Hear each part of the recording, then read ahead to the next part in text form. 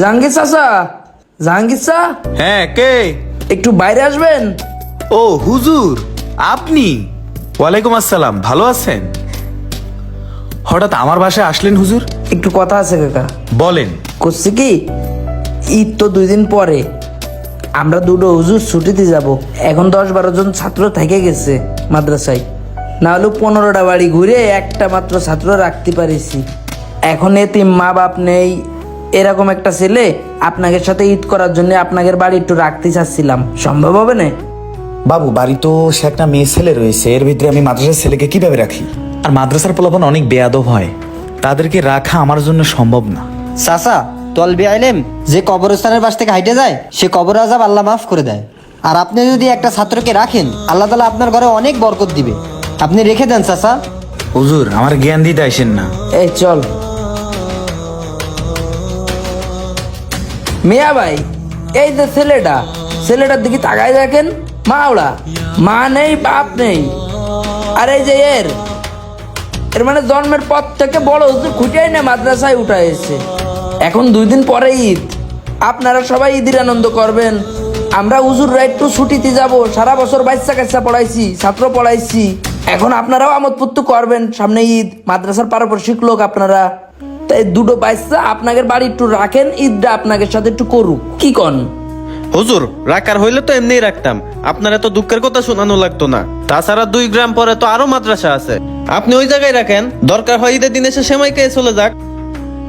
ভাই, সারা জীবনই তো মাদ্রাসায় ওরা থাকে, এমনি সময় তো আর মাদ্রাসার থেকে ওরা কারো বাড়ি যেয়ে থাকে না, কোনো সময় কেউ রাখেও না।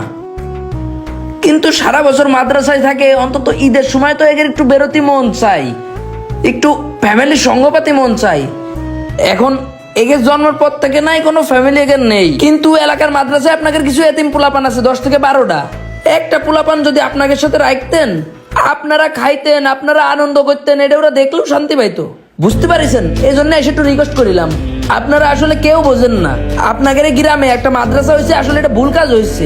মাদ্রাসা শহর বন্দরে হলেই ভালো ছিল, কি আর করার। আচ্ছা চল। হুজুর, একটা বাচ্চা রাইখে যান, ওই আম্মার সাথে থাকবে না। ঈদের দিন তো আমরা বাসায় থাকতে পারি না, ঈদের দিন তো এদিক ওদিক যেতে হবে না, ও আম্মার সাথে বাসায় থেকে কাজ কাম করে দেবে না, একজন রাইখে যান। ভাই, আপনি বলাতে আপনার ভাই আপনার দিক চোখ পাকায় তাকাচ্ছে, না রাখাই উত্তম হবে। থাক ভাই, রাখতে হবে না।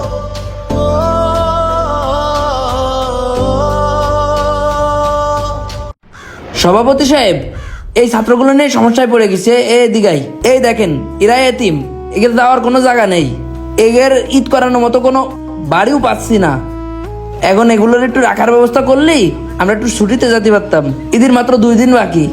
এই নিয়ে কোনো টেনশন করা লাগবে না, তুমি 5 জন নিয়ে যাও, তুমি 5 জন নিয়ে যাও। হ্যাঁ হ্যাঁ, সভাপতি তো ঠিকই বলেছে, তুমি 5 জন নিয়ে যাও, তুমি 5 জন নিয়ে যাও। মানুষের দাঁড়ে দাঁড়ে না ঘুরে তোমরা 2 জনে মিলেমিশে নিয়ে যাও। ও ঠিক আছে সভাপতি সাহেব, এই জন্যই ডাকছিলাম। তাহলে যান। আল্লাহ হাফেজ, সবাই ভালো থাকবা। যাও, যাই ব্যাগ গুছাই নাও, আমাদের সাথে যাবা তোমরা, যাও যাও দ্রুত। সভাপতি সাহেবদেরকে ডাকলাম, তারা একটা ব্যবস্থা করে দেবে, আর তারাই ব্যবস্থা করে দিল না। সমস্যা নাই হুজুর, আমার বড় ভাই ঈদের 3য় দিন বিয়ে, ঈদটা বাচ্চাদের নিয়ে বিয়েতেই কাটালাম। তাছাড়া কিছু তো আর করার নেই হুজুর, ওটাই করি। মনে মনে তো তাই ভাবতেছিলাম যে যদি কোনো জায়গা না পাই তাহলে পরে আমরা নিয়ে যাব। আল্লাহ উত্তম পরিকল্পনাকারী, আল্লাহ যা করেন ভালোর জন্য করেন। আচ্ছা বসেন, আমি রেডি হয়ে আসি। এমনও অনেক জীবন আসে যেসব জীবন ঈদের আনন্দ থেকেও বঞ্চিত হয়। ঈদের আনন্দ কি আর তাদের জন্য যারা রাস্তাঘাটে ঘুমায়, যাদের মা বাবা নাই? মনে রাখবেন, নিজেকে খুশি করতে অনেক পরিশ্রম, অনেক টাকা লাগলেও এতিম অসহায় রাস্তার পাশে থাকা মানুষগুলাকে খুশি করতে খুব বেশি টাকার প্রয়োজন হয় না। তাই যদি সম্ভব হয় এই ঈদে অনাথ অসহায় এতিম কোনো মানুষকে খুশি করার দায়িত্ব নিয়ে ফেলুন। যাদেরকে অবহেলা করতেছেন, যাদেরকে দেখে বিরক্ত হচ্ছেন, যাদের কথা মনে করতেছেন না, যাদেরকে হেল্প করতে এগিয়ে যাচ্ছেন না, তাদের জায়গায় একটু নিজেকে রেখে দেখুন আর ভাবুন আল্লাহ তাদের থেকে আপনাকে ভালো রাখছে কিনা। যদি ভালো রেখে থাকে তাহলে আপনিও কয়েক একজন অসহায় মানুষের দায়িত্ব নিয়ে ফেলুন। মনে রাখবেন, রিজিকের মালিক আল্লাহ। ভালো কাজের প্রতিদান আপনি মানুষের থেকে কখনো না পেলেও উপরওয়ালা ঠিকই আপনার ভালো কাজের প্রতিদান নিয়ে বসে আছে। মানুষ মরণশীল, মরে যাওয়ার পরে অর্থ সম্পদ না, ভালো কাজ আপনার কাজে আসবে।